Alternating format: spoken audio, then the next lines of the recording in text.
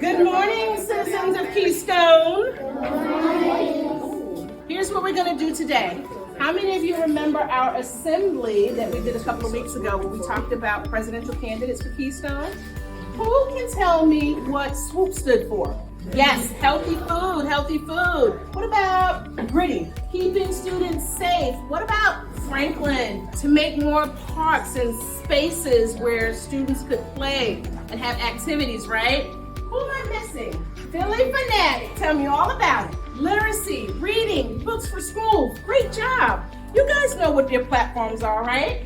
So what I want you to do now is going to go to one of the blue dividers and you are going to see an iPad. You're on your iPad, this is what's going to be on the screen. You're going to tap on your favorite candidate.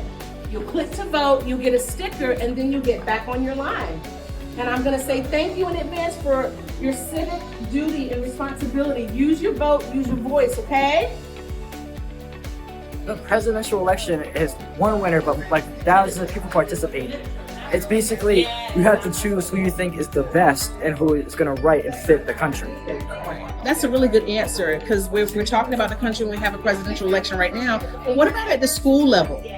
Like, why does it matter that we're doing this activity at the school level? What is it teaching you guys? This shows us that we can actually choose, that we're individual, we have our own say in these things. We can choose what we want to do. And it can show us that we're independent and we can do whatever we want in our lives. And you have a voice. You can actually impact positive change with any of the things that these candidates stood for.